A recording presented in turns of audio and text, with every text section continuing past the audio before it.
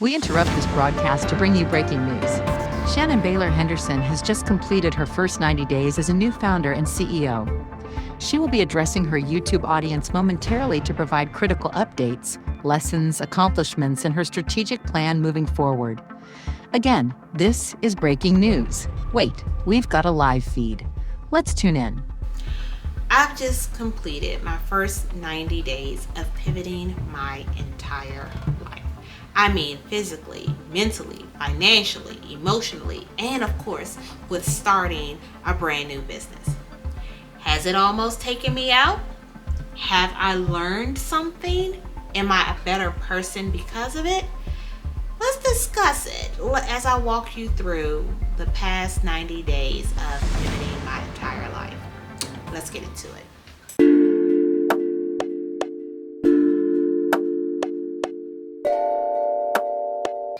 Hi friends, welcome in.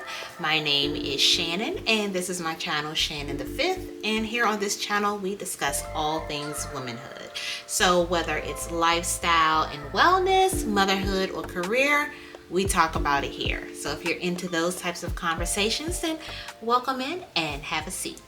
So today I wanted to share this video because maybe about a week ago I just completed my first 90 days in pivoting my entire life, but primarily focusing on becoming a new founder. So if this is your first time seeing me here, then you may not be familiar with my pivot story.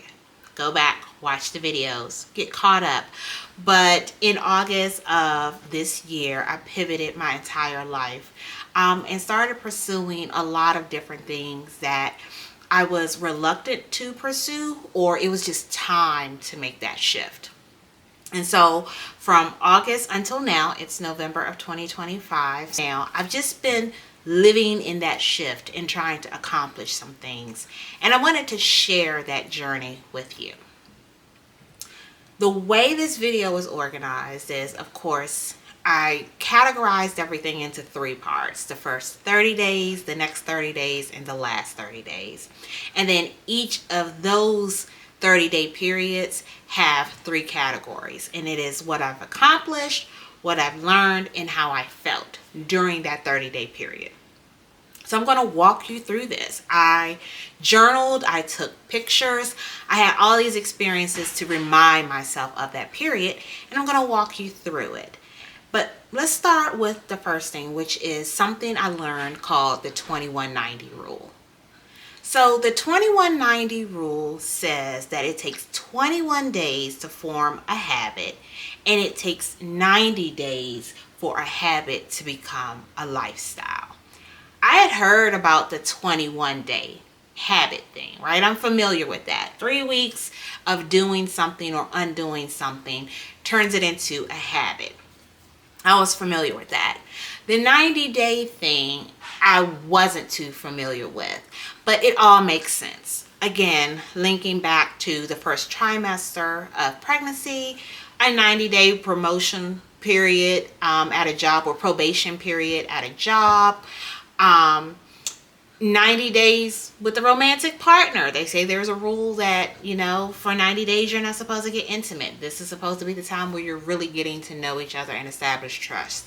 So that 90-day period is like really monumental. It's important because it's about to set the tone for a long era of your life.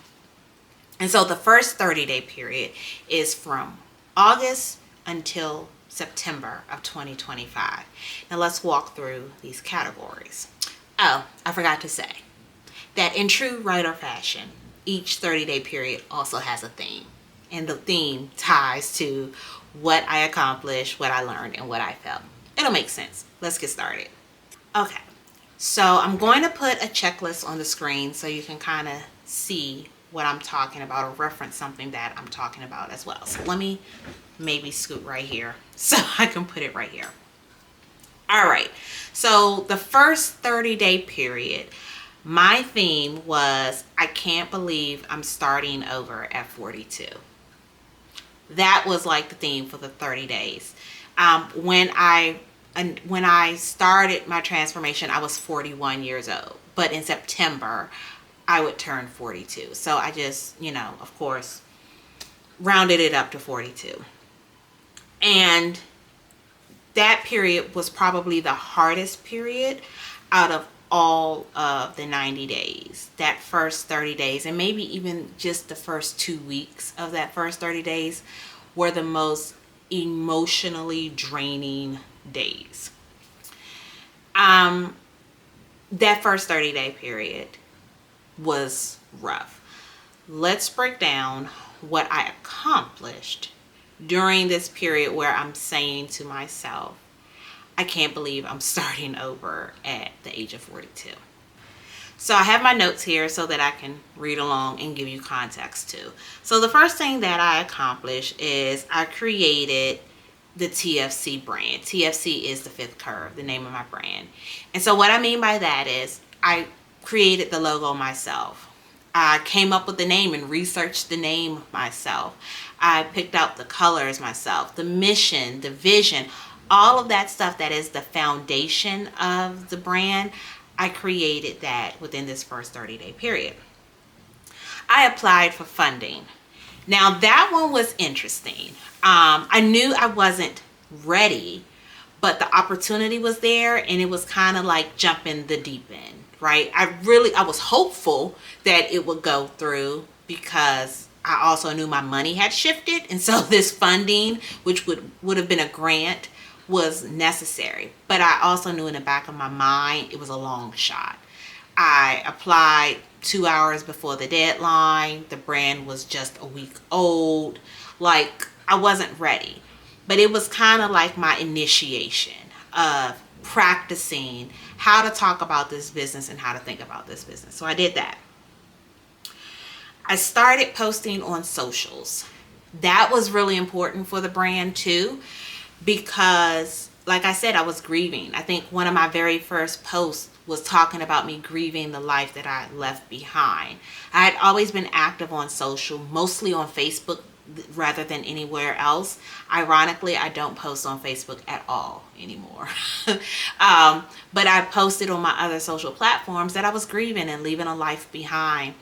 And so the accomplishment is not just that I started posting about my transformation and the things that I was doing, but my comfort platform, which was Facebook, where I knew everybody and I trusted everybody. I didn't have a lot of friends on Facebook because I only allowed certain people in my circle. I had to know you and trust you. That was it. I don't care if you sent me a friend request. If I don't know you or trust you, you wouldn't have access to me. But I left that completely behind and started posting everywhere else but that. So that was really, really transformational. I also created 2 YouTube videos. The first one launched on my birthday, and then the second one launched the next week. That was major for me.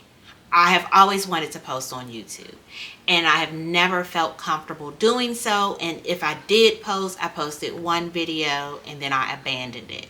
So to complete 2 videos, and now this video is like, I don't know, we're over 2 handfuls now, was major. That was a major accomplishment for me, especially in a very vulnerable period of my life. I got accepted into and started a coaching program. That was probably the most transformational, biggest risk, biggest reward opportunity. When I applied for the coaching program, I applied for the business I was leaving behind. When I got accepted into the coaching program, I got accepted after I had left the business behind, right? So I was like, I don't want to do this anymore. And I was grieving, so I didn't want to be coached. I didn't want to be talked to. I didn't want any of that. And my husband was like, what's the worst that can happen? Do it. You got accepted. Just do it. Let the coach know you're no longer pursuing that business, is something else, and see if she keeps you in the program. And what happens? It's been a monumental shift. Taking that risk and reward and doing something that I thought I had automatically canceled myself out of turned out to be one of the most transformational parts of my first 30-day period. I wrote the 5th Curve business plan. In a former life, I used to be a business coach. Also in my former life as a writer, I have written everybody and their mama's business plan. I don't think one single time I've ever written a business plan for myself, ever. It was always kind of, I know how to run this business. I will talk about it or write about it when I need to, but I don't need the business plan. 35 pages later, the fifth curve business plan was complete. And it wasn't AI. Like, I wrote this entire business plan, all 35 pages, including financials. That was major for me. I built the Fifth Curve info site. So now if you go to thefifthcurve.com, while it's not the full version of what the fifth curve will be, it gives you a general idea. I'm kind of operating in stealth mode with some things, but it gives you a general idea of what I'm bringing into the world. And I lost 5 pounds. Like I said, I had already started that journey in July, but I stopped it because I got injured. In August, I started taking it seriously and I committed myself, fought through the injuries, and I lost 5 pounds. Those are a lot of accomplishments in 30 days, considering my whole world had been turned upside down. Let's go over to what I learned. So I look at rejection as practice. Like I said, when I threw myself out there with applying for that grant, I knew it was a long shot if I got it. I was still hopeful, but I knew that it would be a long shot.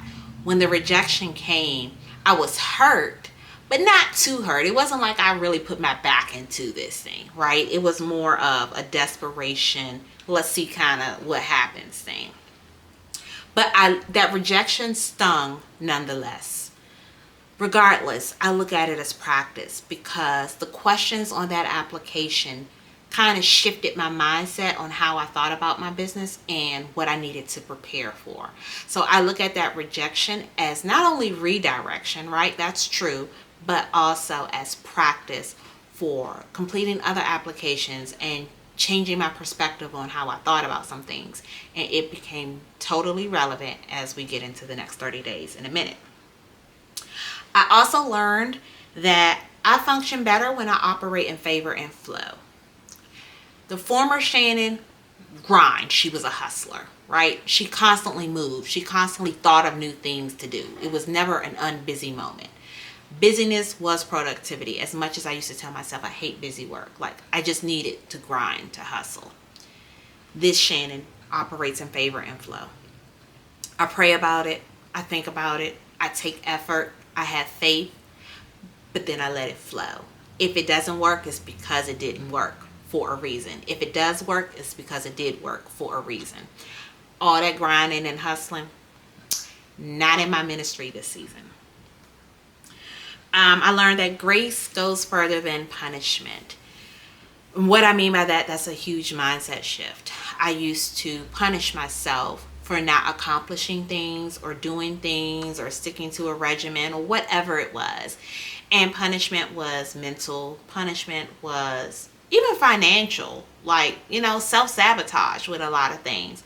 But giving myself grace, not giving myself an excuse, but giving myself grace and understanding that I'm learning, it's taking time, I will adjust. Those types of permissions changed my mindset and took me further with making progress than punishment ever did. Obedience is better than sacrifice. That was major. I started reading this book. I think I'll talk to you about it in the next 30-day portion. But what I learned, this self-discovery portion, especially within my first video, my second video, I talked about it. I knew like 18 months prior to starting this journey that it was time to leave. But I was not willing to sacrifice everything that I worked hard for to leave. And I thank God for, what is the saying? He protects babies and fools. Thank you. Thanks, God. Big one on that one. Because I know he knew that I wasn't ready. And so he kept providing to soften the blow. But when it was time to go, it was time to go. I just needed to recognize that. And being obedient is better than sacrificing your mental clarity, your physical clarity, especially your spiritual clarity. All right, now what I felt during those first 30 days. The biggest one was financial instability or instability. Like I said, starting in August, I went from 5 figures a month to 0. That right there is enough. I think that goes without saying how painful and how shocking that was. And on top of going from 5 figures a month to 0, I also had to begin to fully rely on my husband's income. And as a hyper independent woman who's now learning not to be so hyper independent, that's a hard pill to swallow, that you are no longer going pound for pound with income in your house. And you want to. That's a hard pill to swallow. And so many sacrifices had to be made because of the financial instability of losing 5 figures a month in your household. And I hadn't experienced that in a very long time. And it was tough. I felt optimistic yet delusional. Every day I would wake up optimistic. I would function throughout the whole day with hope, like this is gonna be great, this is gonna work out. And then something in the back of my mind was like, girl, you delulu, like you have no money.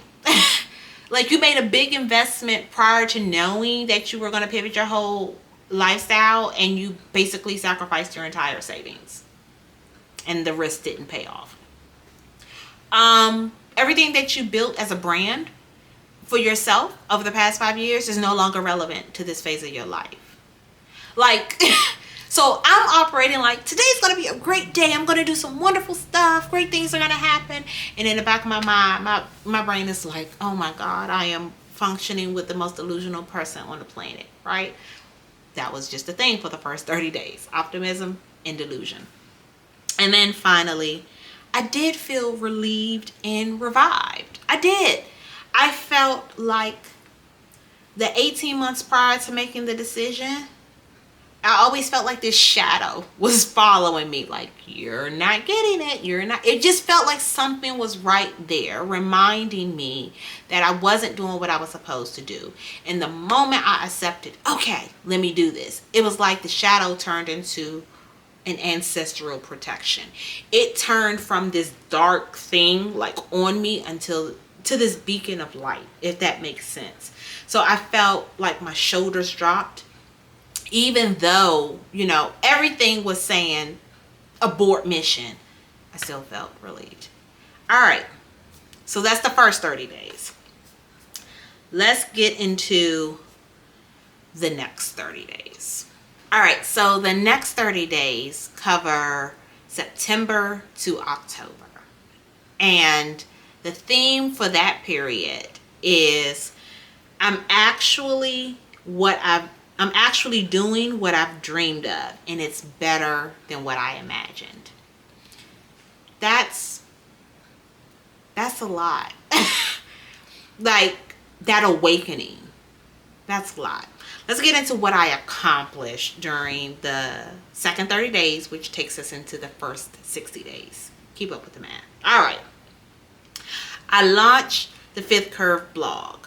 I was in my storytelling bag. Man, blogging is another thing that I wanted to do. As a service, I did it for others for years. I could never seem to develop my own blog. I would always get the worst writer's block.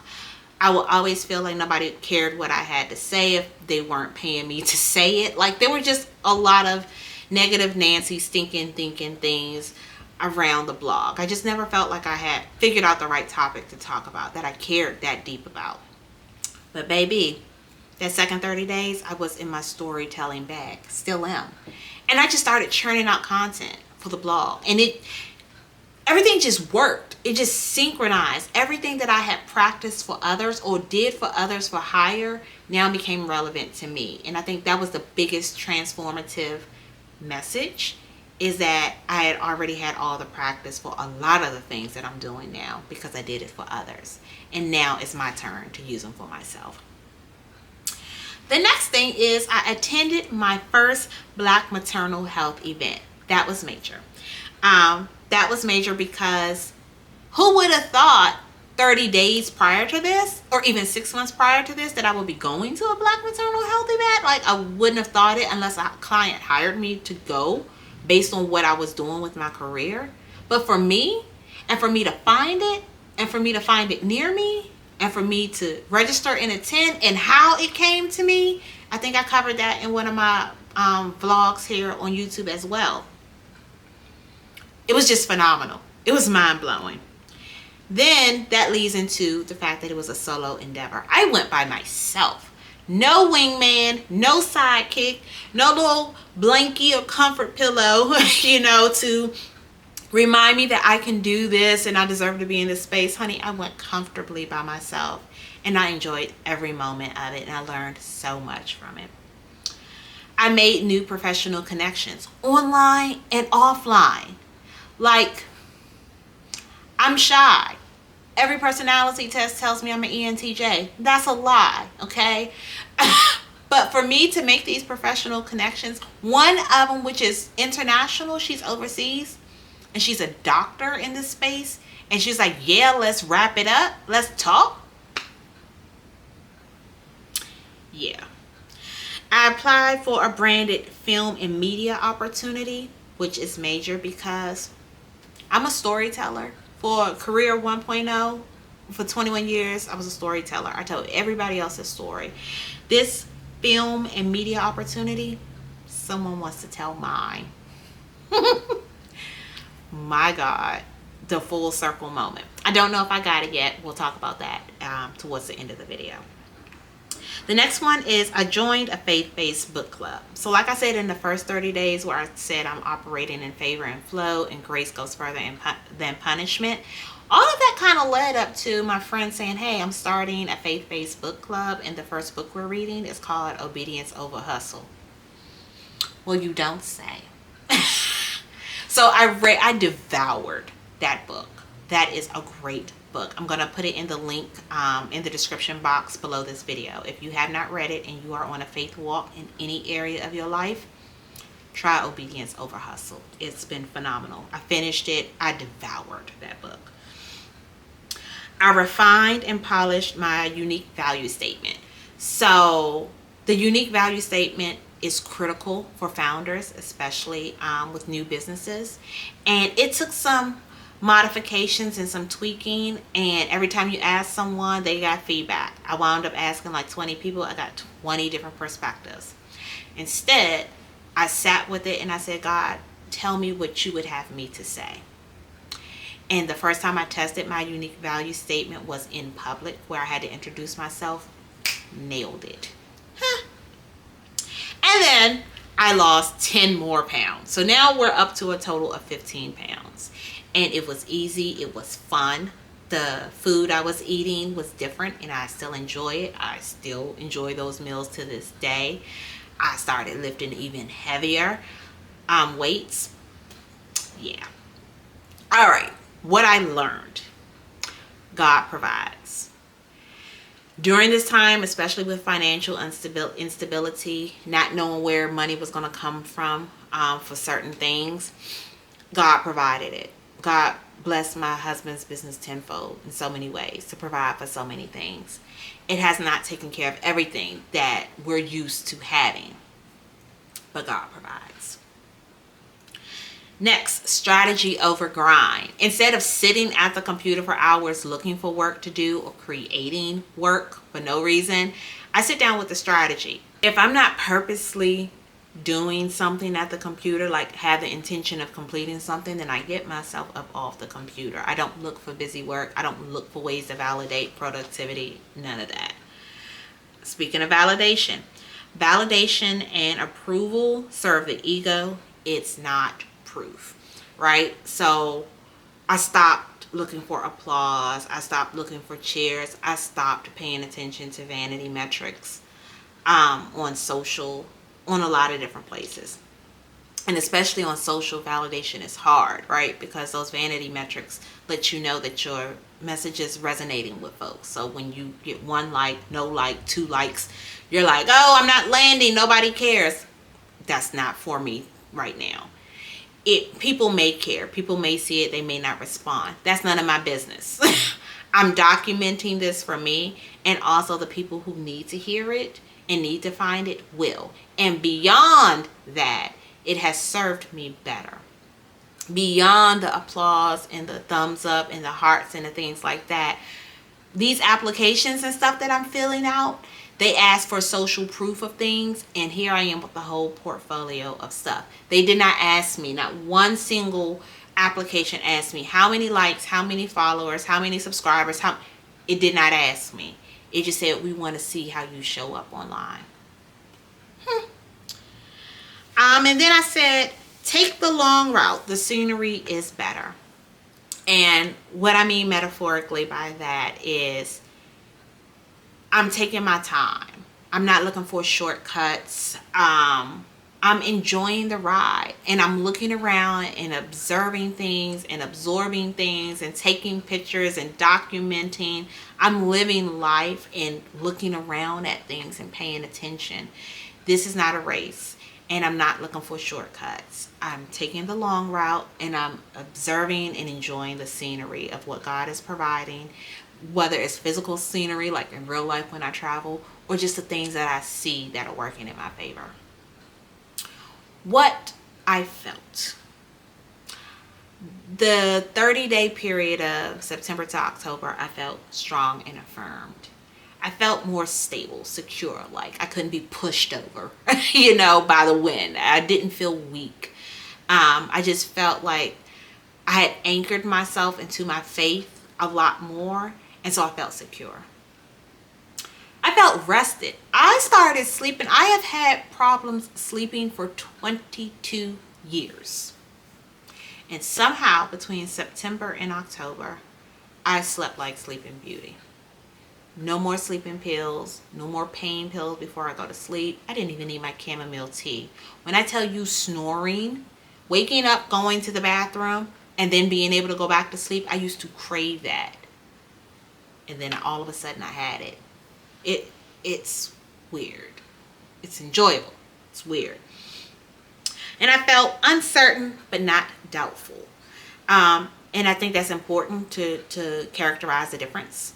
Uncertain, I don't know exactly when things are going to pop off with anything that I'm doing. But I don't doubt that it will. I don't feel like I'm doing this all in vain. I know that this is bigger than me. Even when it comes to my health, that is bigger than me. Even when it comes to my finances, I'm uncertain of when, a big financial blessing will come through or what that looks like. But I'm not doubtful that it will come through. I believe that it will. My husband and I are taking action. My children are contributing when they can. We're all taking action to make this thing financially easier on us.